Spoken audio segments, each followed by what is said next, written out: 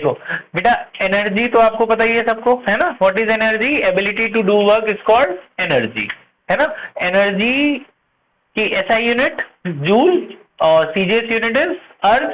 1 joule equals to 10 to the power 7 erg, ये सब आपको पता है। तो एनर्जी के, वैसे तो एनर्जी के बहुत सारे टाइप होते हैं, हमारे कोर्स में मैकेनिकल एनर्जी है। तो मैकेनिकल एनर्जी दो टाइप की, mechanical energy sum of potential energy plus kinetic energy, याद रखना। What is mechanical energy? Mechanical energy is sum of potential energy plus kinetic energy. Potential plus kinetic energy को total mechanical energy कहते हैं, याद रखना। Total energy is potential energy plus kinetic energy. तो what is potential energy? The energy possessed by the body when it is at rest। जब body रुकी हुई है तब उसके पास क्या एनर्जी है, उसे पोटेंशियल एनर्जी कहते हैं। जैसे डैम में पानी ले जाके रोक देते हैं ना, उसके पास पोटेंशियल है, जब वो गिरेगा तब एनर्जी प्रोड्यूस करेगा, तब बिजली बनती है, इलेक्ट्रिसिटी बनती है ना प्लांट्स में, हाइड्रो पावर प्लांट में, है ना। तो potential energy is the energy possessed when the body is at rest. जैसे आप अभी बैठे हो लेकिन आपके अंदर पोटेंशियल है कि जब आप एग्जाम दोगे तो टेस्ट में मार्क्स आएंगे, तो आपके पास पोटेंशियल एनर्जी है।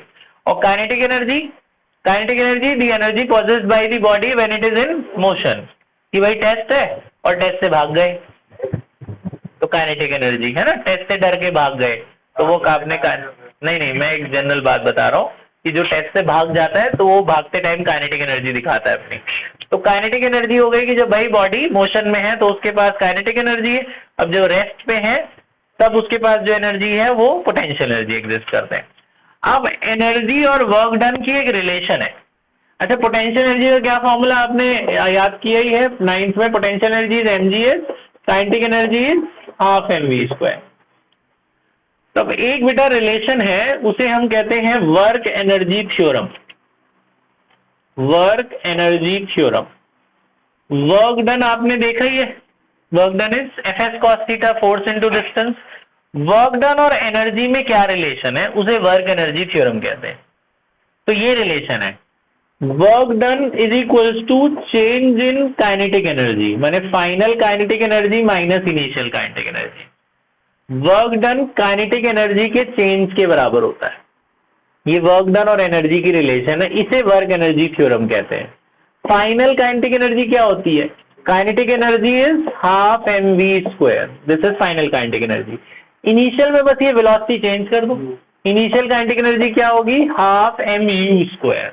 तो this is called work energy theorem. इसका प्रूफ आता है बेटा पेपर में करने को। तो इसके दो तरीके के प्रूफ हैं। ये कैसे आया, इसका प्रूफ, दो प्रूफ है इसके। पहला है proof of work energy theorem. Work energy, camera थोड़ा सारा इधर का, वर्क एनर्जी थ्योरम, ठीक है। वर्क एनर्जी, हाँ ठीक है, नहीं है? अच्छा, proof of work energy theorem for constant force. बच्चों दो तरह के प्रूफ हैं, एक कांस्टेंट फोर्स के लिए है प्रूफ और दूसरा है proof of work energy theorem. Proof of work energy theorem में ये दो प्रूफ करा रहा हूं, पेपर में आपको एक करना है, मैं आपको बताता हूं कौन सा। Proof of work energy theorem for variable force. Constant force और वेरिएबल फोर्स के लिए दो मतलब दोनों में डेरिवेशन यही आएगी, लेकिन प्रूफ दो टाइप के हैं। अगर एग्जाम में उसने बोला कांस्टेंट फोर्स, मतलब पूरे रास्ते में सेम फोर्स लगी है, दैट इज कांस्टेंट फोर्स, उसके लिए वर्क एनर्जी थ्योरम प्रूव करो, तो इस मेथड से करना। और अगर कुछ ना बोला हो, बस बोला prove work energy theorem, so that is obviously variable force. जब हम रास्ते में चलते हैं तो वेरिएबल फोर्स लगाते हैं, कहीं रास्ता प्लेन है, कहीं उबड़ खाबड़ है, कहीं सीढ़ी है, कहीं नहीं है ना। सो अगर कुछ भी मेंशन नहीं है तो मैंने इन शॉर्ट आपने यही वाला प्रूफ करना है, जब तक उसने कांस्टेंट ना बोला हो। कांस्टेंट के लिए छोटा सा प्रूफ है, वेरिएबल के लिए थोड़ा सा बड़ा है। तो पहले कांस्टेंट शुरू कैसे करते हैं, ऐसे लिखना, from second equation of motion. Second equation of motion आपको याद है, बताओ? थर्ड इक्वेशन ऑफ मोशन, जिसमें v और u तीनों आते हैं। क्या था? v² minus u² equal to 2s। Third equation of motion का यूज करो, v² minus u² equal to 2s। सबको हाफ m से मल्टीप्लाई कर दो, मल्टीप्लाई बाय हाफ एम। क्यों करें? क्योंकि काइनेटिक एनर्जी में हाफ एम चाहिए। और multiply all the terms by half m करो। ये क्या हो जाएगा? हाफ एम वी स्क्वायर, ये हाफ एम यू स्क्वायर, ये हाफ एम इंटू 2as। ये 2 से 2 कट गया, ये तो आ ही गया है। ये तो half m v square half m u square आ गया है। ये मास इंटू एक्सेलरेशन है। फोर्स क्या होता है? Mass into acceleration. तो मास इंटू एक्सेलरेशन को क्या लिख सकते हैं? फोर्स। तो एम ए को हटाकर मैं फोर्स लिख दूं, बचा कौन? डिस्टेंस। वर्क डन क्या होता है? Work done is force into distance. If the body is going along the direction of force तो कॉस टू 0 1 ही लेंगे। तो एफ एस को हटाकर वर्क डन लिख सकते हैं ना, तो ये एफ एस को हटाकर वर्क डन लिख देना। तो वर्क डन किसके बराबर हो गया? Half m v square minus half m u square, यही आ गया ना।